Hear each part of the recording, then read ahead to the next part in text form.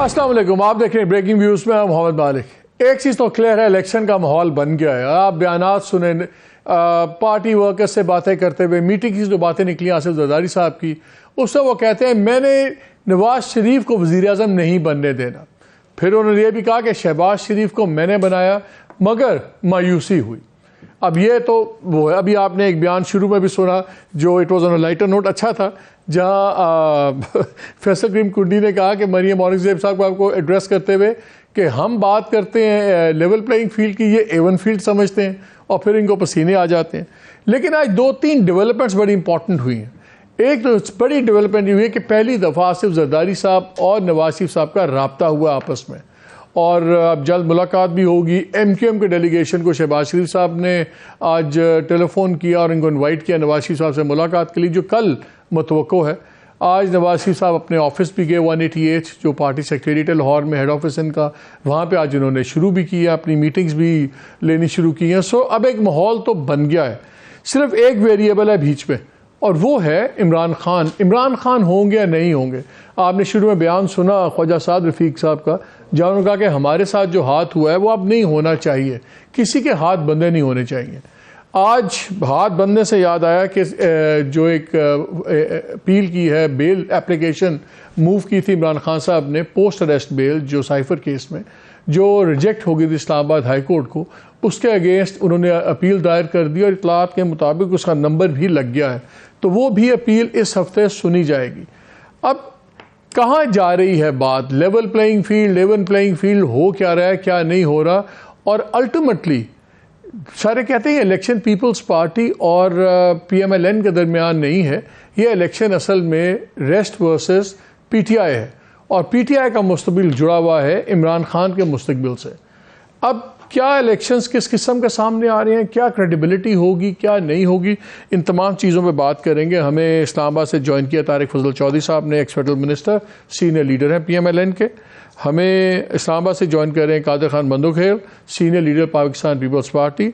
और हमें नामालूम मुकाम से ज्वाइन किया है तैमूर झगड़ा साहब ने, farmer provincial minister of finance and health, PTI से इनका ताल्लुक़ है। तो ये अभी वो कहते हैं ना, या PTI के दो किस्म के लीडर्स हैं, या गायब हैं या तायब हैं, तो ये अभी ना गायब है ना तायब है। सो लेकिन as this is the status today, कल का मैं कुछ कह नहीं सकता। तो ज़रा पहले आपसे शुरू करते हैं तैमूर, आपसे बात शुरू करते हैं, because you are the only opposition left right now. आपस में तो लड़ाइयाँ चल रही हैं। ये बताएं यार, सारे कह रहे हैं लेवल प्लेइंग फील्ड है, senior leaders like Khawaja Saad रफ़ीक वो कह रहे हैं यार बिल्कुल होना चाहिए, पीपल्स पार्टी के लोग, बाकी लोग भी कहते हैं कि बल्ले का निशान होना चाहिए, पार्टी को इलेक्शन लड़ना चाहिए। अब कुछ तो आपको भुगतना पड़ेगा, 9 मई वाली हरकतें करेंगे तो फिर कुछ तो भुगतना पड़ेगा। तो क्या लेवल प्लेइंग फील्ड का आपका मेयार क्या है? क्या ये level playing field Imran Khan की ज़ात से जुड़ी हुई है? अगर वो बाहर है तो लेवल प्लेइंग फील्ड है, अगर वो नहीं है तो फिर लेवल प्लेइंग फील्ड नहीं है। What is the level playing field जो आप चाह रहे हैं?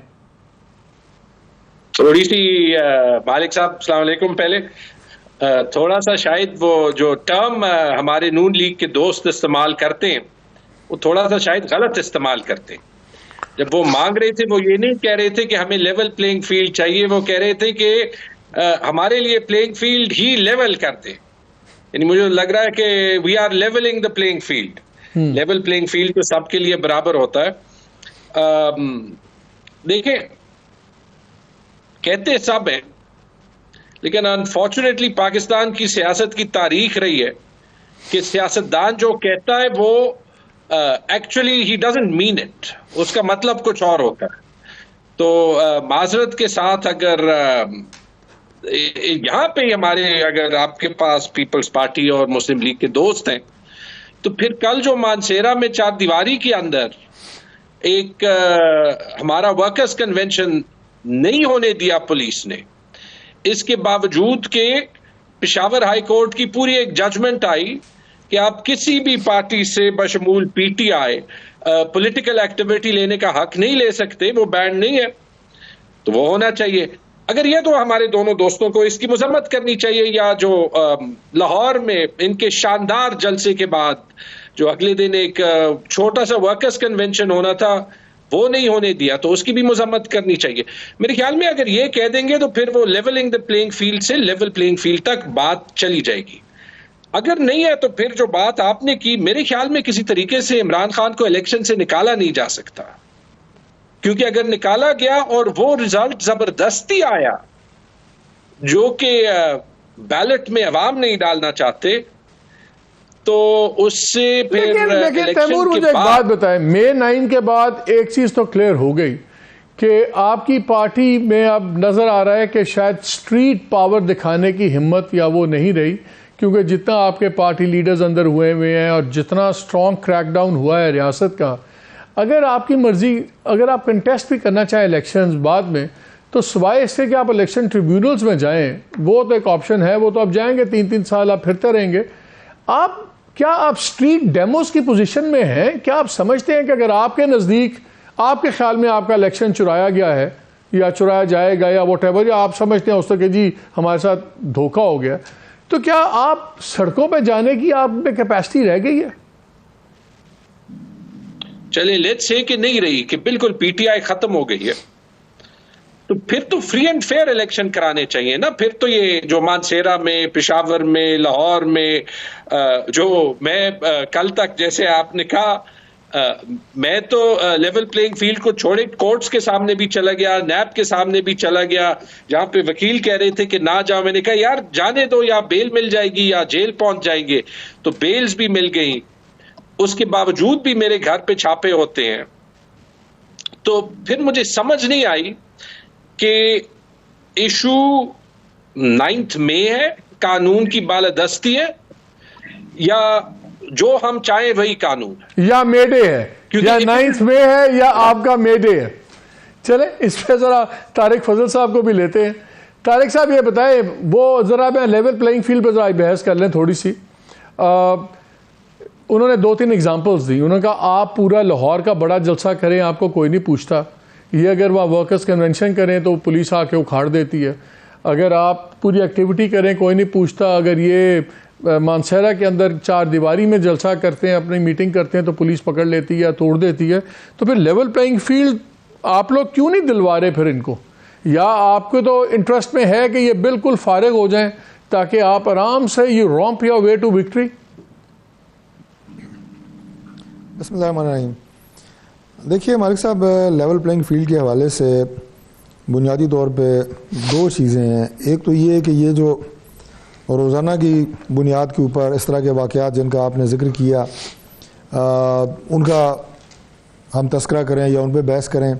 और दूसरा लेवल प्लेइंग फील्ड ये है कि आइंदा इलेक्शन में सियासी जमातों को यकसा मौका किस तरह मिल सकता है इलेक्शन कॉन्टेस्ट करने। नहीं, एक सेकंड तारिक भाई एक सेकंड यार, जहां तक तारिक भाई एक second, I am sorry to interrupt, लेकिन आपने बड़ा कैजुअली ब्रश असाइड किया है कि या तो हम ये रोजाना वाले वाकयात हैं इनकी बात कर लें या हम बड़ी बात कर लें।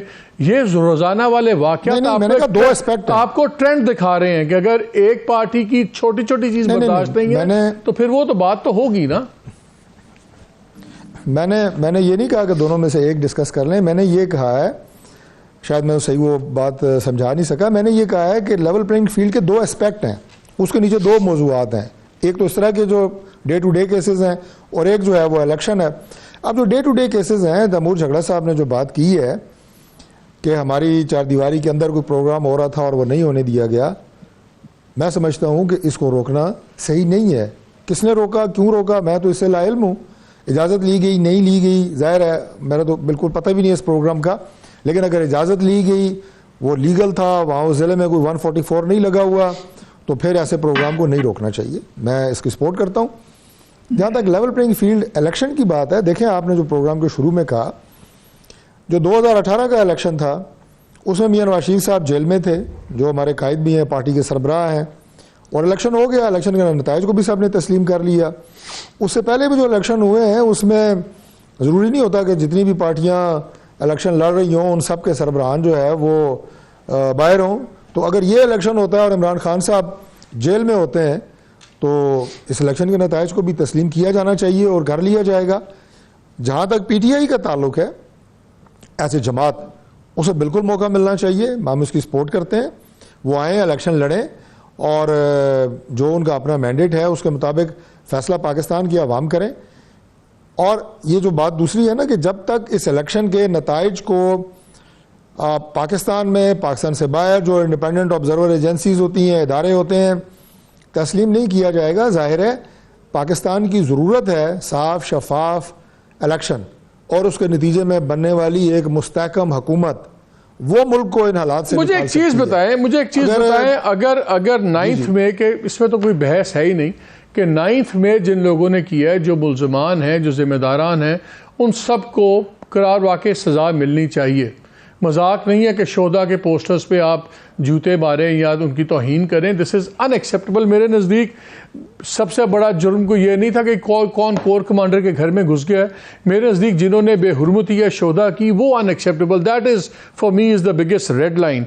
लेकिन बात यह, हम एक तरफ देखते हैं कि इमरान खान अगर कहते हैं कि मेरा ट्रायल ओपन करें, मुझे सिक्योरिटी जेल, उन लोग सिक्योरिटी के रिस्क के ऊपर जेल में उनका ट्रायल होता है, क्लोज इन कैमरा ट्रायल हो रहा है, जिसको ना देख रहा है ना कोई सुन रहा है, और मियाँ साहब को सेक्शन 401 अप्लाई करके उनका सेंटेंस ही सस्पेंड कर रही है केयर टेकर गवर्नमेंट। तो ये जो हमें दो मिजाज नज़र आ रहे हैं अदालतों के, एडमिनिस्ट्रेशन के, ये तो लेवल प्लेइंग फील्ड नहीं दिखाता तारिक भाई, ये तो एक ट्रेंड दिखा रहा है। देखें, इमरान खान साहब का ट्रायल हो रहा है, लेकिन इमरान खान साहब को भी कोई सज़ा नहीं दी गई। अब प्रोग्रामों में जो ट्रेंड है और फैशन है वो क्या है, वो ये है कि एंकर्स भी और पीटीआई के भी हमारे दोस्त वो आगे सबसे पहले कहते हैं जी कि 9 मई के वाक़यात को हम सपोर्ट तो नहीं करते, और साथ ही फिर जो लोग उसमें मुलव्वस होते हैं उनकी वकालत भी शुरू कर देते हैं।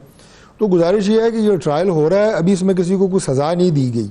जो सज़ा दी जाएगी तो सज़ा है, वो फैसला तफसीली होगा, उसमें इंसाफ होता नजर नहीं आना चाहिए। देखिए, मैं तो इसलिए बात कर लेता हूँ, सुन ले, मैं इमरान खान की इसलिए बात कर लेता हूँ कि मेरी सबसे ज्यादा ट्रोलिंग पीटीआई ने की और करती है अभी भी, और मुझे समझा जाता है कि मैं क्रिटिक हूँ, लेकिन वो उनकी मर्जी है भैया, जो मर्जी करें। लेकिन जब जिसके साथ ज्यादती होगी हम उसकी बात करेंगे। मैं इस वक्त कह रहा हूँ, जब आपके साथ ज्यादती हुई, वो भी ज्यादतियाँ हुई, जो मियाँ साहब के 2018 हुआ, जो मुशर्रफ वाला ट्रायल हुआ, त्यारा केस, सब फ्रॉड था ना, सब ने कहा। मुझे बताएं कि इस वक्त एक बंदा कहता है कि मेरा ट्रायल ओपन करें जी, मेरी अदालत खुली में मैं जाना चाहता हूँ, उसको उनकी जान से ज़्यादा आप एडमिनिस्ट्रेशन को जान की फिक्र पड़ी हुई है, and the trial is not open. तो फिर सवाल तो उठेंगे ना, सवाल तो उठेंगे। मुझे आप ये बताएं मालिक भाई, मुझे आप ये बताएं कि इमरान खान साहब की किस चीज़ को तस्लीम किया जाए। एक तरफ वो कहते हैं जनाब को मुझे जहर देने की कोशिश की जा रही है, दूसरी तो वो कह रहे हैं मेरी जान को ख़तरा है। जो उन पर एक हमला हुआ था, हालांकि उस वक्त तो पंजाब में उनकी अपनी गवर्नमेंट थी, अभी तक उसकी मिसालें दी जा रही हैं जी, मेरी FIR दर्ज नहीं हुई, अभी भी उनके रहनुमा कहते हैं जी कि इमरान खान साहब की जान को ख़तरा है। अगर इन बयानात को आप लेंगे, मैं ज़ाहिर ना तो एडमिनिस्ट्रेशन हूँ, ना उनकी जान की जो जिम्मेदारी है वो हिफाजत, वो मुस्लिम लीग नून की जिम्मेदारी है, लेकिन अगर खुदा न खास्ता कोई छोटा मोटा वाक़या हो जाता है तो मुझे बताएं कि मुल्क की क्या सूरत हाल होगी, जहाँ पे आगे आप एक बड़े नामसाद किस्म के जो है वो हालात से गुजर रहे हैं। तो अगर उनकी सिक्योरिटी के लिए इंतजामिया ने फैसला किया तो मेरा ख्याल है एज ए पोलिटिकल वर्कर कि बेहतर फैसला है। मियां नवाज शरीफ साहब की जो बात आपने की है, देखें मियां नवाज शरीफ साहब को जो लोग कह रहे हैं ना आज कि जी, जो आपके भी अल्फाज का मतलब है कि जी कोई रिलीफ मिल रहा है, रिलीफ नहीं मिल रहा। मियां नवाज शरीफ साहब के साथ जो नाइंसाफ़ी हुई है वो रेक्टिफाई हो रही है और उन्हें इंसाफ मिल रहा है, जो उन्हें मिलना चाहिए था। जो उनके साथ ज्यादती हुई है उसका अजाला हो रहा है, आज अदालतें इंसाफ कर रही हैं। अगर मियां नवाज शरीफ साहब के खिलाफ कोई केसेस ऐसे थे जिन पे मुतनाज़ा फैसले किए गए, गलत फैसले जैसे आपने कहा किए गए, सब इसको मानते हैं, तो आज वो रेक्टिफाई हो रहे हैं। और एक्स्ट्रा रिलीफ मियां नवाज शरीफ साहब को क्या मिल रहा है? कोई भी नहीं मिल रहा। जो उनके खिलाफ जाली और झूठे फैसले थे वो सीधे। चले, मैं तैमूर साहब से पहले जवाब ले लूं, फिर मैं कादर बंदूखेल साहब जब जाता हूं। तैमूर, उन्होंने कहा है कि यार बात यह है कि कभी आप कहते हैं कोई जहर दे रहा है, कभी आप कह रहे हैं जान में खतरा है, फिर आप कहते हैं अच्छा जी मुझे अब ओपन ट्रायल चाहिए, मुझे आप अदालत में ले जाएं। अगर खुदा न खास्ता कुछ हो गया तो सारा इल्ज़ाम तो एडमिनिस्ट्रेशन पर लगेगा, गवर्नमेंट ऑफ द डे पे लगेगा, तो उनकी ही हिफाजत उनके लिए बेहतर है। तो आपका बयानिया बदलता रहता है, ख़तरे और ख़तरा ज़िंदगी का है नहीं है। पहले आप अदालतों में नहीं आते थे कि जान का ख़तरा है, अब आप जेल में महफूज हैं तो आप कहते हैं नहीं मुझे अदालत लेके जाएं। तो बात में कुछ वजन तो है, आपका भी तो स्विंग ही चल रहा है ना। आप पहले बता दें कि आपको ख़तरा है नहीं है, व्हाट डू यू वांट? मालिक साहब, ये वैसे तारिक साहब चूंकि पोजीशन थोड़ी सी ऐसी है, मुझे थोड़ा सा ये PTV के ज़माने का बयान उनका लग रहा था ये चीजें जो है ये म्यूचुअली बिल्कुल जुड़ी हुई नहीं है। पहली चीज, जहां पे जिन वकील ने ये कहा कि उनकी जान को खतरा या वो पॉइजनिंग हो रही है, मेरे ख्याल में गैर मुनासिब बयान था, ज्यादा रिस्पॉन्सिबली देना चाहिए। और पार्टी में बहुत से लोग जो हैं वो ये कोशिश कर रहे हैं कि जहां पे इररिस्पॉन्सिबल बयान हो उसको ठीक किया जाए। वो अगले सुबह डॉक्टर फैसल सुल्तान को भेजा गया, उन्होंने खुद वो क्लैरिफाई कर दिया, ठीक है। लेकिन एक पॉलिटिकल वर्कर ये कहे कि किसी का भी ओपन ट्रायल ना हो उस मुल्क में जहां जुल्फिकार अली भुट्टो का जुडिशियल मर्डर हुआ है, बाद में सब कहते हैं, जहां पे चले मान लेते हैं कि जो नवाज शरीफ का हाईजैकिंग ट्रायल हुआ था वो 9 साल बाद सेट असाइड हुआ, तो आई एम सॉरी, हम अपनी तारीख को सेट असाइड कर रहे हैं। और जो एक बड़ा फ्रेजाइल जुडिशियल सिस्टम है जिसपे एतमाद बढ़ाने के लिए सबसे पहले तारिक साहब को कहना चाहिए कि हर हाल में ओपन ट्रायल हो। इनके इंटरेस्ट में है, लग तो रहा है कि लेवल प्लेइंग फील्ड इनके लिए बनाई जा रही है ना, तो इनके इंटरेस्ट में है कि इमरान खान का ओपन और ट्रांसपेरेंट ट्रायल हो। तारीख में तो ये हमेशा कह दिया जाता है कि ये गलत है, लेकिन कभी कभी हमें इस साइकिल से निकलना चाहिए कि आज हम बात करें कि जी माजी में ये हुआ था तो ये आज के इवेंट्स को जस्टिफाई करता है, और इसकी वजह से हम 3 साल बाद दोबारा बैठे होंगे और कह रहे होंगे कि पीटीआई के साथ बड़ा गलत हुआ था, तो अब तारिक साहब के साथ जो हो रहा है तो हो, मैं नहीं बोलता। ये साइकिल चल सकता है लेकिन पाकिस्तान बर्दाश्त नहीं कर सकता, और हमारी इकोनॉमी की हालत ये चीख के आज कह रही। ठीक, तो मंदोखैल साहब को भी इसमें शामिल कर लेते हैं, कनेक्ट हो गए। मंदोखैल साहब ये बताइए, ये आज आपकी बातचीत भी हुई, आपके लीड कोच एवन साहब की उनकी बात हुई नवाज शरीफ साहब से, फिर उनके बड़े सख्त बयानात आए। बहुत से लोगों का ख्याल है कि अल्टीमेटली आप लोगों ने इकट्ठे ही काम करना है, और पीपल्स पार्टी जो इतना शोर डाल रही है वो सिर्फ अपना बड़ा हिस्सा चाह रही है। फ्यूचर जो पावर शेयरिंग अरेंजमेंट नज़र आ रहा है कि इस मुल्क में कोalition गवर्नमेंट बनेगी जिसको लीड PMLN करेगी, क्योंकि पंजाब की बहरहाल सीटों का तादाद की गेम ही ऐसी है कि जो पंजाब में होगा वही डोमिनेटली गवर्नमेंट फॉर्म करेगा। सो ये सिर्फ क्या है, सिर्फ ये हिस्सा बढ़ाने के लिए सारा शोर है, या आप वाकई समझते हैं कि लेवल प्लेइंग फील्ड जो है वो टोटल मुस्लिम लीग के हक में टिल्ट की जा रही है? और क्या आपके नज़दीक ऐसा कदम होगा जिससे आप ये कहें कि अच्छा यार अब लेवल प्लेइंग फील्ड आ गई है? देखिए मालिक साहब, पहले तो तैमूर जगड़ा साहब ने जो बात की थी मानसेरा में इनकी वर्कर कन्वेंशन का, तो मेरी समझ में ये नहीं आ रही है कि एक तरफ वर्कर कन्वेंशन पे पुलिस धावा बोल रही है और दूसरी तरफ कल सिंध में और पूरा कराची समेत सिंध में बल्दियाती इंतखाबात हुए, बाकायदा PTI के टिकट होल्डर ने हिस्सा लिया है इलेक्शन में। आपने देखा कि एक पता भी नहीं हिला और बड़ा स्मूथली पुरअमन इलेक्शन हुआ। हालांकि हमारी हुकूमत नहीं है सिंध में, यही निगरान हुकूमत है जो मरकज में है, पुख्तनख्वा में और पंजाब और बलूचिस्तान सिंध में। तो ये क्यों फर्क है? तो हमारा तो कहना ये कि इनकी बात से मैं इत्तफाक करता हूँ कि पॉलिटिकल वर्कर्स को, पॉलिटिकल पार्टीज को, पीपल्स पार्टी कभी भी इसके हक में नहीं है कि वो रिंग से बाहर हो, आए लड़े इलेक्शन, जो उनके अपने बयानिया है, जो हमारी अनून लिखे वो अपनी जगह पे।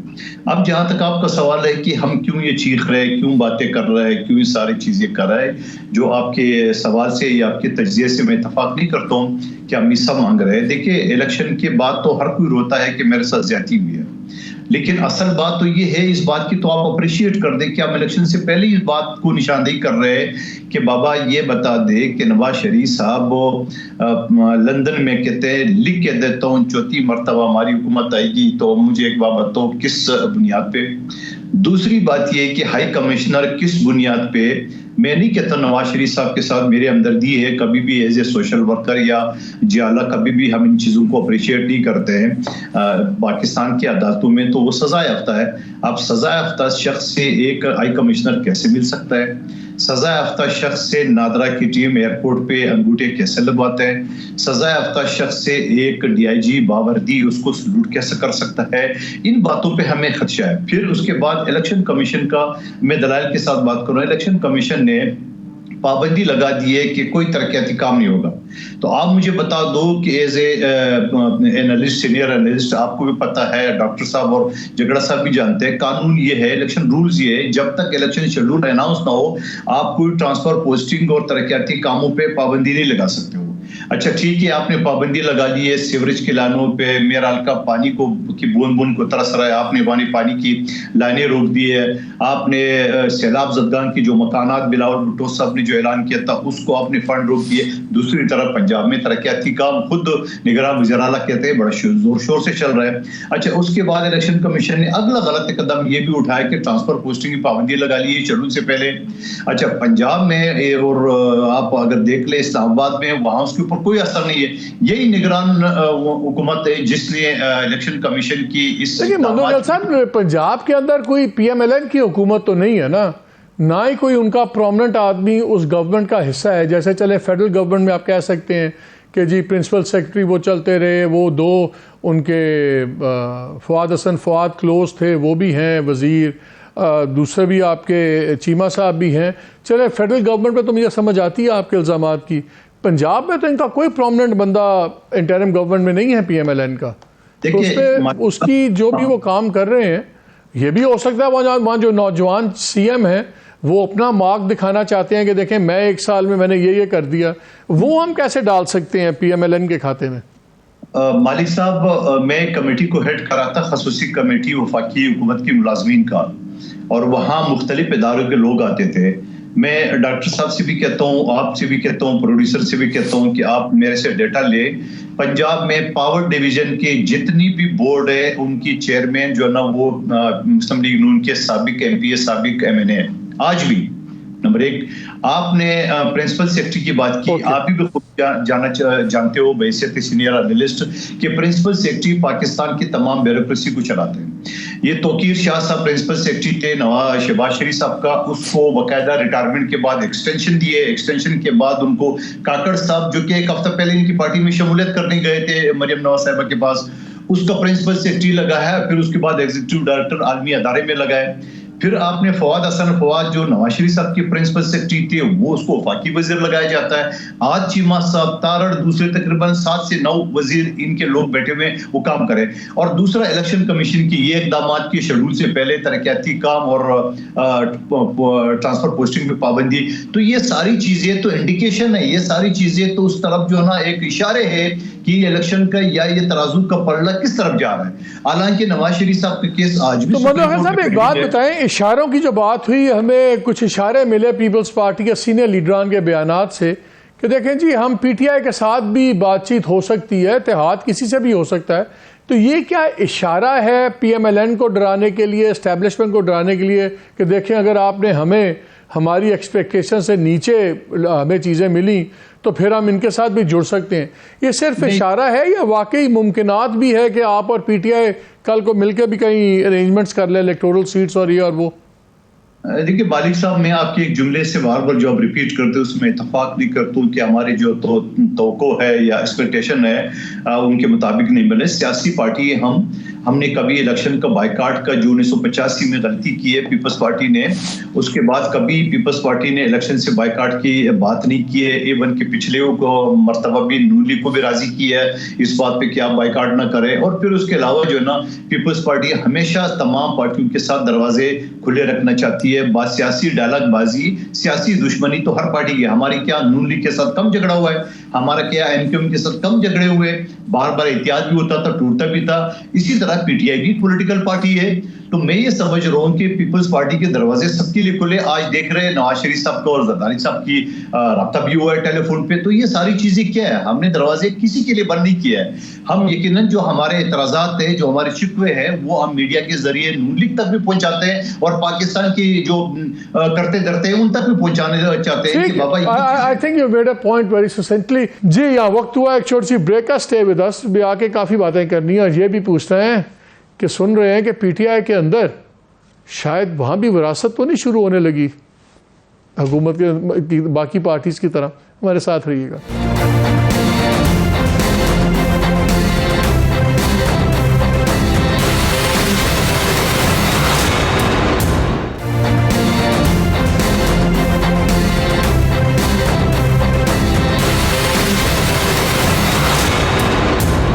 जी, प्रोग्राम में एक बार फिर खुश आमदीद। तारिक साहब, मुझे ये बताएं, आपने बातें सुनी, मैंने तो उनसे बहस करने की कोशिश की कि पंजाब में तरक्याती काम हो रहे हैं, उसके गवर्नमेंट में आपके लोग नहीं हैं, लेकिन उन्होंने पॉइंट आउट किया कि जिस तरह पावर बोर्ड्स हैं वो आप ही के एक्स MNAs MPs बैठे हुए हैं, इसी तरह जो तमाम चीज़ें हैं उसमें आप लोगों की इतनी ज़्यादा मौजूदगी है कि कल को आप लोग उठ के कहेंगे देखें हमने पिछले 16 माह में और ये 4 माह में भी ये काम करवाए, वो काम करवाए। और जैसे उन्होंने पॉइंट आउट किया कि जिस किस्म की प्रोफेशनल ट्रीटमेंट नज़र आ रही है वो तो उस चीज़ से ज़रा एक कदम आगे चली जाती है। जब आप कहते हैं ना कि ज़्यादतियों का अजाला हो रहा है, ये जो प्रोटोकॉल जो दिया जाता है एज ए ऑलरेडी डिसाइडेड, उससे शायद सवालात उठ रहे हैं। देखिए, पाकिस्तान पीपल्स पार्टी हमारी इत्तेहादी जमात रही है और बड़ा उनके लिए रिगार्ड है, और हम आज भी समझते हैं कि पाकिस्तान जिन हालात से गुज़र रहा है अगले इलेक्शन के बाद, मुझे तो अपनी जमात अल्लाह ताला के फजल से सादा अक्सरियत लेती हुई नज़र आ रही है। उसके बावजूद हम चाहेंगे कि बाकी जमातों को साथ लेके चलें और मुल्क को बनाने के लिए सादा अक्सरियत आपको नहीं मिलनी। हमारे तो आपके माजी में 2 तजर्बे हुए हैं, सादा अक्सरियत और 2 तिहाई। उसके बाद जो हुआ था ना, मेरा नहीं ख्याल कि आपको पावर शेयरिंग में किसी ने सादा भी लेने देनी है। दो तिहाई नहीं, मैंने सादा अक्सरियत की बात की है और मुल्क की जरूरत है मुस्तहकम हुकूमत बने। सादा लेकिन 2 तिहाई वाला काम को साथ लेके चलने की ख्वाहिश है। मैंने कहा फिर भी हमारी ख्वाहिश है कि जमातों को साथ लेके चलें। तो हमारे तो बड़े नेक जज्बात हैं पीपल्स पार्टी के लिए। मुझे नहीं समझ आ रही मधुखेल साहब इतनी माइन्यूट डिटेल्स के जनाब वो अंगूठा किसने लगाया था, वो फलां, वो सारी प्राइवेट टीम्स थी जिन्हें मियां नवाज शरीफ साहब को इस्लामाबाद एयरपोर्ट पे रिसीव किया था। हमारे डिप्टी मेयर थे साबिक जो इस्लामाबाद से, नहीं वो बायोमेट्रिक्स की बात कर रहे हैं, वो नादरा की वो बात कर रहे हैं। जो नादरा की टीम बायोमेट्रिक्स के लिए आई थी वो उसकी बात कर रहे हैं। बाकी नहीं, मैं अर्ज कर रहा हूँ ये बहुत ही छोटी बात है ना। ये मतलब मियां नवाज शरीफ मुल्क के 3 दफा प्राइम मिनिस्टर रहे हैं। आसिफ अली जरदारी साहब को अगर फॉर्मर प्रेसिडेंट के तौर पर कोई प्रोटोकॉल मिलता है तो हमें उसमें कोई एतराज नहीं होगा। तो इमरान खान भी साबिक वजीर आजम है, इमरान खान भी साबिक वजीर आजम है। मैं कहता हूँ तो और former prime minister Imran Khan साहब का जो इस्तेहकाक और प्रोटोकॉल है वो जरूर उन्हें मिलना चाहिए। मैं इसमें तो कोई तफरीक नहीं कर रहा। बात यह है कि ये जो पीपल्स पार्टी इस तरह के गिले शिकवे कर रही है, मेरा ख्याल है कि एक तो इन्हें कोई बहुत ज़्यादा खुशफहमी थी किसी हवाले से, शायद वो शायद पूरी नहीं हुई। दूसरी बात यह है खुशफहमी किस किस्म की? बस मैंने एक जुमला कह दिया। एक जुमला अब ऐसी ना कि मेरी आपकी जाती गुफ्तगू तो नहीं हो रही ना कि जुमला बाद में हम 4 जुमले और के आपने एक बयान दिया, इनको आपने कहा इनको एक खुशफहमी थी, किसी ने दिलाई है खुशफहमी? क्या इनसे वादे किए थे जो बाद में नहीं हुए, या इन्होंने अज्यूम कर लिया था? एक जुमला नहीं मैं छाड़ना, कभी कभी बगैर दिलाई भी हो जाती है, कभी कभी को दिला खुशफहमी क्या थी मैं बताता हूँ। मेरी इत्तला के मुताबिक 2 खुशफहमियां थी। एक ये कि साउथ पंजाब में होगा, बलोचिस्तान में बाप पार्टी जुड़ेगी, और सिंध में कराची की जो 14 सीटें PTI की थी इसमें से कम 5 इनको मिल जाएंगी। क्या इन खुशफहमी की बात आप कर रहे हैं? मालिक साहब मेरे जुमला पे ऐड कर दे। बात मिलती जुलती बात है। लोग इन्हें पहले था बहुत ज्वाइन कर रहे हैं, फिर किसी ने ज्वाइन नहीं किया, और कुछ और बातें जो आप कह रहे हैं बस आपकी बात मेरे से ज्यादा है। लेकिन मैं कादर साहब आता हूँ आपके पास। जी मैं ये बात कर रहा हूँ कि एक तो ये रीजन है, दूसरी रीजन ये है कि इन्हें मुस्लिम लीग नून इलेक्शन जीतती हुई नजर आ रही है। जब एक हल्के में एक कैंडिडेट इलेक्शन जीत रहा होता है, उसकी वाज़ेह अक्सरियत हो रही होती है, तो दूसरे कैंडिडेट उस पर पहले ही इल्जाम लगाना शुरू कर देते हैं। नहीं तो आपकी जो मुझे जो आपकी बात से समझ आई तारिक भाई, मुझे जो आपकी बात से समझ आई है वो ये आई है कि पीपल्स पार्टी हिस्सा बंटने से पहले बांट पे लड़ रही है आपसे। हाँ, पता नहीं अभी ये किस चीज़ पे लड़ रहे हैं, मुझे तो नहीं समझ आ रही, सच्ची बात है। लेकिन मुझे ये समझ आ रही है कि इन्हें हमारी जमात इलेक्शन जीतती हुई नजर आ रही है, इसलिए ये वक्त से पहले इस तरह के इल्जामात लगा रहे हैं। Taimur, just bear with me for a moment। मैं क्विक एक रिस्पॉन्स कादर साहब से लेना चाह रहा हूँ। कादर साहब वो कह रहे हैं असल चीज़ ये आपको वो जीतते नजर आ रहे हैं, अब आपको सारी बुराइयां उनमें आ रही हैं नजर, और दूसरी तरफ PTI आपको अच्छी लगनी शुरू हो गई है। देखिए, PTI तो एज ए जमहूरी हम पार्टी, हम चाहते हैं किसी सियासी पार्टी के ऊपर आप कदर न लगाए, नंबर 1 बात। दूसरी बात जो तारिक फजल साहब चौधरी साहब बता रहे, हमें जो खुशफहमी या जो भी थी, बिल्कुल हमें खुशफहमी थी नहीं, बल्कि हमें यकीन था जब बाप पार्टी के सरकर्दा लोग हम पीपल्स पार्टी में शमूलियत किए और रातों रात वो नून लीग में नवाज शरीफ साहब के आने के बाद शामिल हो गए, तो ये किस ताकत ने ये काम किया, नंबर एक बात। दूसरी बात, जब जरदारी साहब पंजाब में बैठ गए और पीटीआई के बागी अरकान पीपल्स पार्टी में आ रहे थे, जो कि हम ये दावा कर रहे हैं कि हमारी थे, घर में वापस आ रहे थे, आपने आईपीपी खड़ा कर दी है, तो हमारे रास्ते रोकने के लिए यकीनन हमें तो इस बात पे शिकवा होगा, क्योंकि ये आपने किए, किसके कहने पे किए, किसके साथ मिल किए, वो भी आप ये कह रहे हैं कि आईपीपी वाला जो ग्रुप था, जो मेन लोग थे, वो आपके पास आ रहे थे, बाप वाले आपके पास आ रहे थे, आखिरी मौके पर कुछ हुआ है जिससे वो दोनों आपके हाथ से निकल गए, तो वो इनके हक में हुआ है। रात बाप वाले तो शमूलियत कर चुके थे। चलिए, अब कम से कम तारिक फजल साहब को पता लग गया कि आपकी खुशफहमी किस वजह पे खराब हुई थी। अब तारिक फजल साहब को अब जुमलों की जरूरत नहीं है, सियाने आदमी है। तैमूर जरा आपकी तरफ आ जाए। अब आपको नाराजगी की वजह पता लग गई होगी। नाराजगी की वजह पता लगी है आपको, तो फिर नाराज आपसे तो ना हुए, मान भी गए हैं, फिर नाराज आपसे तो ना हुए, फिर नाराजगी आपकी तरफ तो गलत आ रही है। तैमूर साहब जरा आप मुझे बताएं, एक चीज़ बड़ी बहस चल रही है इस मुल्क में कि अगर Imran Khan for whatever reasons disqualify होते हैं या इनकार्सरेटेड रहते हैं, वो इलेक्शन नहीं लड़ पाते वट एवर, तो पार्टी की कमान कौन संभालेगा, कौन पार्टी को लीड करेगा? फिर एक कुछ इस किस्म की बातें शुरू हुई कि जी वो शायद नॉमिनेट कर दें अपनी अहलिया को, शायद वो नॉमिनेट कर दें अपनी हमशीरा को और पार्टी में से ना हो। मुझे बताएं, अगर again it's a hypothetical, I am sure you can side step it also saying कि मैं एक सिनेरियो पे बात नहीं करता, लेकिन सियासत में सिनेरियोज ही होते हैं।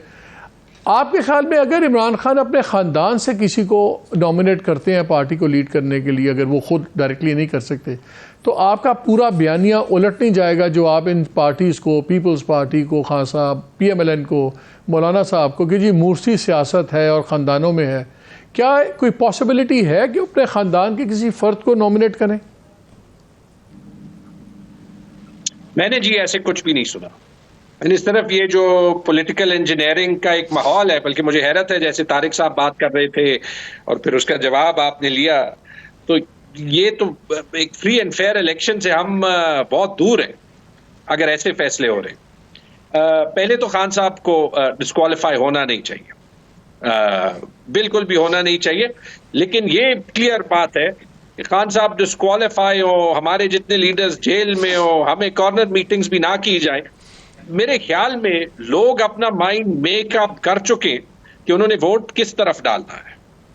उन्होंने ये वोट इमरान खान को ही देना, ये हमारी तारीख भी बताती है, अभी माहौल भी बताता है। पार्टी अभी भी इमरान खान के बगैर काम कर रही है, बल्कि मेरे ख्याल में अगेंस्ट प्रेडिक्शंस जो लोगों का ख्याल था कि खान साहब को हम जेल के अंदर डाल देंगे, शायद खान साहब भी ना सर्वाइव कर जाए और पार्टी भी जो है वो टूट जाए। अगर आपको एक एक बंदे पे इतना जोर डालना पड़ता है कि वो प्रेस कॉन्फ्रेंस कर जाए या किसी एंकर के साथ बैठ जाए, तो वो बंदा तो आप तोड़ देते हैं, आप वोट को, सिंपैथी को और पार्टी को एक सियासी पार्टी बना, तो हो कुछ नहीं। मेरा एक सवाल यह है मालिक साहब कि अगर ऐसे हालात में इतनी जोर जबरदस्ती के साथ नवाज शरीफ प्राइम मिनिस्टर बना भी दिया जाए, तो दो सवाल है, एक कितना चलेगा, और दूसरी एक तजवीज है, अगर यही करना है तो हमारे पास 3 रेफरेंडम्स के एग्जाम्पल है। एक शायद अयूब खान ने कराया था, जनरल जिया का और मुशर्रफ का, तो मुझे याद है उसमें टर्नआउट भी 70% होगा और रिजल्ट भी 99% होगा, तो वो कर दें, पैसे बचा दें, फिर डायरेक्टली चले जाते हैं उस पे। वो तो ठीक है, लेकिन आपने लेकिन you're a smart man, McKinsey ने अच्छी ट्रेनिंग किया आपकी। आप मुझे ये बताएं, ये जवाब बताएं जो मेरे सवाल सिंपल किया था, क्या पॉसिबिलिटी है कि अगर फॉर एनी रीज़न खान साहब नहीं आते तो क्या वो अपने किसी फैमिली मेम्बर को ट्रस्ट करेंगे पार्टी लीड करने में, कि पार्टी का कोई लीडर ही होगा? नहीं, देखिए, लीडर खान साहब ही होंगे, और ये मेरे ख्याल में हमने देख लिया जब नवाज शरीफ को डिस्क्वालीफाई कर दिया गया। चेयरमैन किसी को नॉमिनेट करना होगा, वो नॉमिनेट कर देंगे या पार्टी नॉमिनेट कर देगी, वो कोई बड़ी बात नहीं है। अभी भी जो हमारी सारी सीनियर लीडरशिप है उसको उमर अयूब साहब, बाय द वे, हाँ, मैं इसलिए पूछ रहा हूँ क्योंकि by the way in parties में भी ना पार्टी ही नॉमिनेट करती है, वही आपको ताहयात सदर चुनती है, वही आपको ताहयात लाइट चुनती है। आप भी अगर पार्टी नॉमिनेट कर देगी किसी फैमिली मेंबर को, तो फिर हम क्या समझे कि वो खान साहब ने नॉमिनेट किया है कि पार्टी ने नॉमिनेट कर दिया? उनका कोई फैमिली मेंबर सियासत में ही नहीं है, तो ये पॉसिबिलिटी नहीं है। ये तो फैमिली पार्टी नहीं है, मेरा नहीं ख्याल कोई पॉसिबिलिटी है, क्योंकि ये बहुत बड़ा एक कॉन्फ्लिक्ट आ जाएगा अगर वो इस तरह की कोई चीज करते हैं। मेरा नहीं ख्याल इसकी कोई पॉसिबिलिटी है। एक पार्टी काम कर रही है, बल्कि वो पार्टी मुत्तहिद हो गई है इतनी मुश्किलात में। मुझे वाकई मालिक साहब सिर्फ डर इसका है कि इस माहौल में ना पाकिस्तान का पॉलिटिकल क्राइसिस खत्म होगा, ना इलेक्शन के बाद कोई स्टेबिलिटी आएगी। 9 मई की मजम्मत ब्लैक एंड वाइट तरीके में करनी चाहिए, लेकिन अगर वो पॉलिटिकल विक्टिमाइजेशन और पॉलिटिकल इंजीनियरिंग की बेसिस बन गया तो फिर हम जो 9 मई का नुकसान था वो तो हो गया। उसके बाद हम जितना नुकसान करेंगे हमें बहुत से साल लगेंगे उसको रिवर्स करने के लिए, और मेरे ख्याल में ये ज्यादती पाकिस्तान के साथ नहीं करनी चाहिए। तारिक साहब ये बताएं, जो अभी तक जो छोटी सी तारिक भाई चीज़ें निकली हैं आप इनकी गुफ्तगू में, उसमें से एक खबर बड़ी इंटरेस्टिंगली ये निकली है कि फाइनेंशियल जो चार्टर है पाकिस्तान का इकॉनमी का, उस पर मिल के काम करना है। हमने खबरें भी दी पहले, बात भी की कि जी एक चीज़ बड़ी क्लियर है कि इलेक्शंस इस बुनियाद पे हो रहे हैं कि इस्टेब्लिशमेंट भी चाहती है कि इकॉनमी के ऊपर सारे मुतफ़क्का एक अप्रोच हो कि इसको डिस्टर्ब नहीं करना और इसको कंटिन्यू करना है, पॉलिसीज़ को, सब कुछ। जो चार्टर ऑफ डेमोक्रेसी की बात हुई, फिर मिसाके मईशत शहबाज शरीफ साहब ने खड़े होकर हाउस में भी कहा। आज भी जो पहली बात निकली है वो इकनॉमिक के ऊपर है कि जी इकॉनमी पे हमारा मुश्तरका काम होना चाहिए। तो क्या अब ये तय हो गया हुआ है, इलेक्शंस इसी बेस पे हो रहे हैं कि सारे जो भी इकनॉमिक प्लान बनेगा with the approval of establishment उसको फिर सारे ओन अप करेंगे, चाहे आप लीड कर रहे हों एज प्राइम मिनिस्टर पार्टी या मंदोखेल साहब वगैरह लीड कर रहे हों, इनके चेयरमैन फॉरेन मिनिस्टर हों, शायद ज़रदारी साहब सदर भी हों, अभी हमें नहीं पता। तो क्या फिर इकनॉमिक एजेंडा पे ये तय हो गया है कि ये सारे ओन अप करेंगे? तारिक देखिए हमने दो बातें हैं मालिक भाई। पहली बात यह है कि पाकिस्तान मुस्लिम लीग नून की जो सियासत है वो हमेशा डिलीवर करने की सियासत रही है, परफॉर्मेंस की सियासत रही है। हमने गालम गलोच और दूसरी पार्टियों को गद्दार कहना और उन्हें गालियाँ देने वाली सियासत हमने नहीं की। हम तो इमरान खान साहब के साथ भी जब कायदे हिज़्ब इख्तिलाफ थे शहबाज साहब, पहली बात उन्होंने की थी कि चार्टर ऑफ इकॉनमी होना चाहिए, और उस वक्त भी हम उनके साथ चलने के लिए तैयार थे कि मिसाके मैशत करें और मुल्क को आगे लेके चलें। बहरहाल उन्होंने तो चार्टर करना तो दूर की बात है, इमरान खान साहब ने तो किसी को हाथ उन्होंने चार्टर भी नहीं किया, उन्होंने चार्टर तो छोड़े चार्टर भी नहीं किया आपके साथ। ये मैं अर्ज़ कर रहा हूँ जी, वो तो मतलब इतने अजीम शान मतलब उस मनसब पे थे कि उन्होंने तो अपनी तज़ीक समझा कि वो किसी पॉलिटिकल पार्टी से बात भी करें या किसी के साथ बैठें, और आगे जो हुआ वो फिर आपके सामने है। और ये जो 9 मई वाला वाक़या ये भी उनके एक तकब्बुर की वजह से हुआ है। यानी इससे पहले जुल्फ़िकार अली भुट्टो साहब को फांसी दे दी गई, उन्होंने पीस पार्टी ने तो नहीं हमले किए GHQ पे और शहदा की यादगारों पे। मियां नवाज शरीफ साहब के साथ कितनी ज़्यादतियाँ हुई, हमने तो कोई हमले नहीं किए, वो सिर्फ गिरफ्तार हुए हैं। और आप देखें कि 9 मई का कितना एक आप ये कहें कि बदनुमा वाक़या हुआ।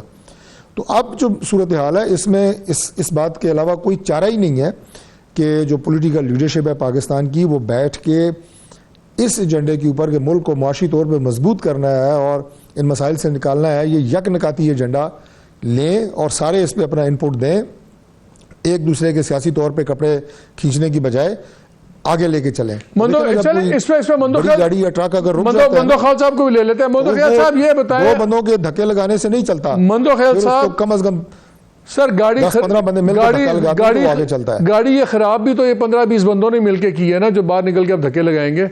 मंदोखेल साहब मुझे ये बताइए, हमने कौन सा खराब की है? नहीं सारे आते पा रहे हैं। मैं मंदोखेल साहब ये बताएं, अगर इलेक्शन ऐसे होते हैं कि जो आपके ख्याल में फेयर नहीं थे, आपके ख्याल में लेवल प्लेइंग फील्ड नहीं थी, लेकिन इलेक्शन हो जाते हैं और आप सेकंड या थर्ड पार्टी होते हैं, क्या मुल्क की मईशत के ऊपर आप फिर भी बैठ के एक चार्टर ऑफ इकॉनमी करने पे तैयार होंगे पीपल्स पार्टी इनके साथ, PMLN के साथ?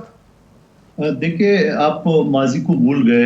मियां नवाज शरीफ साहब और बीबी शहीद के बीच में एक मिसाके जमहूरियत का एक फार्मूला तय हुआ, ठीक है, और आपके सामने। फिर आपको ये भी याद दिला दूं, जब इमरान खान साहब आ गए थे तो बिलावल भुट्टो जरदारी साहब ने पहले स्पीच पे जहां शहबाज शरीफ सर साहब उसमें मंदो ख्याल साहब उसको ना छेड़े, उसमें या शिक 21 थी या 22 थी, जिसमें यह भी लिखा हुआ था कोई इक़्तिदार में आने के लिए एस्टैब्लिशमेंट की मदद नहीं लेगा। हमने लेकिन उसके बावजूद हमने देखा दोनों ने क्या किया। आगे की बात करें, थोड़े से मिनट रह गए। देखिए बात यह थी ना कि बिलावल भुट्टो साहब ने इमरान खान साहब को ऑफर की, इमरान खान कदम बढ़ाओ हम तुम्हारे साथ हैं। आपको एक आध शक पे मिसाक की जमहूरियत पे अगर एतराज है तो उसको रिमूव कर सकते हैं, इसको चेंज कर सकते हैं। बात ये सियासी पार्टियों के बीच में डायलॉग होनी चाहिए, आपस में सलाह मशवरा होना चाहिए। और मैं ये समझ रहा हूँ, मैंने पहले भी असम्बली के फ्लोर पे तजवीज़ दी थी, आज भी दे रहा हूँ कि तमाम सियासी पार्टियों की इनकी जितनी भी, मैं तो एक वकील हूँ, आप एक एनालिस्ट हो, डॉक्टर साहब भी मेडिकल फील्ड से, तमाम जो पार्टियों के जो माशी एक्सपर्ट है उनको आपस में बैठ के पाकिस्तान को जो मौजूदा क्राइसिस है, आप देख रहे हैं अफगानिस्तान का, पाकिस्तान एक अफगानी 4.5 अफगानी के बराबर है, 4.5 पाकिस्तानी के बराबर है। अब आप मुझे बताओ कि ये अफगानिस्तान तक जो कल तक क्या पोजीशन थी, आज क्या पोजीशन है, तो हमें इस पे जोर देना चाहिए। ये इलेक्शन तो जारी बातें होते रहेगी। और फिर दूसरी बात ये कि मैंने जो सवाल किए कि इलेक्शन शफाफ होता हुआ नजर आना चाहिए। क्या आप अपने दिल पे हाथ रख के बता दें, क्या इस वक्त जो तराजू का पलड़ा एक तरफ चल रहा है, झुका हुआ है, तो क्या इसको पीपल्स पार्टी या पीटीआई या कोर जमात मानेगी? कभी भी नहीं मानेगी।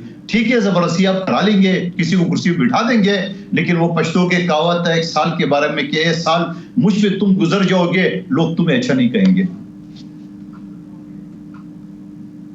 तैमूर ये बताएं, आप तो इकोनॉमिस्ट भी हैं, ये मुझे बताएं कि अगर आपकी पार्टी आ जाती है इलेक्शंस में 30-40 सीटें ले भी लेती है और आप अपोजिशन बन जाते हो, लेकिन जो नेशनल इस वक्त क्राइसिस है, सब कुछ है, क्या आप लोग तैयार होंगे रिगार्डलेस क्या हो रहा है इमरान खान का, क्या नहीं हो रहा, कि लार्जर नेशनल इंटरेस्ट में एक economic agenda sort of broad strokes में एग्री कर लेंगे, अच्छा ठीक है इस पे चलना चाहिए और हम आएंगे तो हम भी इसको फॉलो करेंगे, कि वो भी ऑफ द टेबल है, वो भी पॉसिबिलिटी नहीं है? पहले तो ये मालिक साहब के पीटीआई 30-40 सीटें इंशाल्लाह नहीं लेगी, 30-40 से बहुत ज्यादा लेगी। याद रखें कि जितनी सीटें पीटीआई लेती है और इलेक्शन की क्रेडिबिलिटी, ये मैं डेटा के मुताबिक कह रहा हूं, वो कॉरेलेटेड है। 30-40 सीटें ले तो मेरे ख्याल में जो मुल्क में माहौल, नहीं तो अगर आपको 80-90 सीटें देनी है तो फिर मुझे सारा कुछ करने की जरूरत क्या है जो मुझे करना पड़ रहा है? मेरे ख्याल में कमाल बातें करते हैं। सिर्फ प्लेइंग फील्ड दे दें, ठीक है, फिर देखें कि होता क्या है। अच्छा, लेकिन इकोनॉमी की और सिक्योरिटी की दोनों की बातें जो है वो जरूरी। अगर हमने सिक्योरिटी सिचुएशन पे काम करना है, अगर हमने इकोनॉमी पे काम करना है, एक है प्लान। देखिए जो बातें नवाज शरीफ ने अपने 21 अक्टूबर की तकरीर में कही, उसमें कुछ जो है वो नहीं बताया जो नवाज शरीफ ने पिछले 30 साल में नहीं किया। और जो नवाज शरीफ ने पिछले 30 साल में किया है, अगर वो ठीक था तो फिर पाकिस्तान की आज वो हालत ना होती है। ठीक है, अब जो हमने करना है, चाहे वो एसओईज की प्राइवेटाइजेशन हो, चाहे वो जो है वो अपना फिस्कल डेफिसिट ठीक करना हो, चाहे वो एक्सपोर्ट्स ठीक करना हो, पहली रिस्पॉन्सिबिलिटी वो गवर्नमेंट की है। लेकिन कुछ चीजें हैं यहाँ पे पार्लियामेंट का प्लेटफॉर्म इस्तेमाल करके हमें बाकी पार्टीज के साथ वो अभी एक ये कंसेंसस बता दे कि गवर्नमेंट को अपना काम करने देना चाहिए। आप अगर पिछले सिर्फ 5-6 महीने ही ले ले, हमने जब आईएमएफ आई और हमसे पूछा, हम एतराज उठा सकते थे कि केयरटेकर गवर्नमेंट का काम नहीं है, हमने सपोर्ट किया। हमने कई प्राइवेटाइजेशन की बातें हो रही है, हालांकि केयरटेकर गवर्नमेंट का काम नहीं है, हमने उस पर बात नहीं की। जहां पे रुपये की डिप्रिसिएशन हो रही है, हमने मुस्बत तनकीद की है, हमने ये नहीं किया कहा कि पेट्रोल जो है वो 150 तो आप ये कह रहे हैं, मेरा Taimur, I am running out of time, आप ये कह रहे हैं, फॉरगेट यू राइट, आप ये कह रहे हैं कि जहां तक नेशनल इंटरेस्ट इकॉनमी के मामलात हैं, रिगार्डलेस के इलेक्टोरल आउटकम क्या होता है क्या नहीं होता, आपकी पार्टी किस हालत में होती है, इन चीज़ों पे बातचीत हो सकती है नेशनल इंटरेस्ट पे। एम आई राइट? मैं ये कह रहा हूं मालिक साहब कि इस पे आगे हम तब बढ़ सकेंगे जब election process free and fair होगा। जब election process free and fair नहीं होगा तो वो फाउंडेशन ही नहीं बनेगी कि इस पे हुकूमत खुद से काम कर सकेगी। और इसका सबूत यह है कि जिस तरीके से खान साहब को हटाया गया, अगले 16 महीने ऐसे गुजरे कि नवाज शरीफ और PMLN तारीख से ही उन्हें मिटाना चाहती है। तारिक लास्ट मिनट है, वेरी क्विकली। सारी जिम्मेदारी आ जाएगी आप पे, आपकी पार्टी पे, नवाज शरीफ साहब पे। आपके ख्याल में क्या नवाज शरीफ साहब इतना बड़ी जनरोसिटी दिखाएंगे कि अगर इलेक्शन जीतते हैं और सब एतराज़ात के बावजूद कि वो रीच आउट करेंगे PTI की और कहेंगे कि आए हमारे साथ बैठें और मईशत के ऊपर मिलकर काम करते हैं? देखिए, हमारा जो माजी है वो आपके सामने है। मैंने पहले भी कहा और अब भी पाकिस्तान तहरीक इंसाफ, ये जो 9 मई वाला सारा वाक़या हुआ है, इसे ने अपने आप को लाताल्लुक़ भी करना पड़ेगा और जो लोग मुलव्वस हैं उन्हें कानून के मुताबिक उनके साथ कार्रवाई हो रही है। बाकी जब असेंबली में आते हैं, बैठते हैं, तो यकीनन हम चाहेंगे कि सारी जमातें मिलकर पाकिस्तान के लिए काम करें और बिलखुसूस मईशत के लिए काम करें, बाशमूल तहरीक इंसाफ क्यों ना करें। मियां नवाज शरीफ बड़े दिल के और बड़े एक आला ज़र्फ़ के इंसान हैं, वो कभी भी इस तरह की तफरीक या इस तरह की वो चीज़ जो है उस पर यकीन नहीं रखते। चले इसी पॉजिटिव नोट पे प्रोग्राम ख़त्म करते हैं। तारिक, आपका बहुत शुक्रिया। तैमूर साहब, आपका बहुत शुक्रिया। मधु खयाल साहब, thank you very much for your time. नाज़रीन, इसी पे ख़त्म करते हैं कि मेरा ख्याल है कि रिजल्ट्स तो जो भी आएंगे कंटेस्टेड होंगे। हर किसी ने कहना है कि दूसरे के साथ हाथ हो गया है, उनके पॉजिटिवली उनके लिए गेम चेंज की गई है, हमारे साथ हाथ हो गया है। बट हैविंग सेड दैट, इस मुल्क का मसला इस वक्त ये नहीं है सबसे बड़ा कि वज़ीर आज़म कौन है कौन नहीं है, किसकी बेल होती है किसकी नहीं होती। मसला है लोगों के बिलों का, मसला है महंगाई का, मसला है लोगों की बेरोज़गारी का, और सारा का सलूशन एक इकनॉमिक एजेंडा में है। आई थिंक अगर इस्टेब्लिशमेंट ने भी कुछ करना है और इस मुल्क की खिदमत करनी है तो बाकी चीज़ों पर से हट जाए, सबको बिठा के कम अज़ कम प्री एंड पोस्ट इलेक्शंस एक इकनॉमिक एजेंडा पे एग्री करने का काम ज़रूर करवा लें। अभी इन प्रिंसिपल एग्रीमेंट हो जाए और जब इलेक्शन हो उसके बाद जो भी गवर्नमेंट बनाए वो एक ब्रॉड बेस सबको लेके चले। इकनॉमिक एजेंडा सबका एक कंसेंसस होना चाहिए। बाकी लड़ाइयों के लिए बड़ी चीज़ें हैं, बड़े दिन हैं। पाकिस्तान के पास ना लड़ाइयों की टॉलरेंस है ना इतने दिन हैं। इजाज़त दीजिए, अल्लाह हाफ़िज़।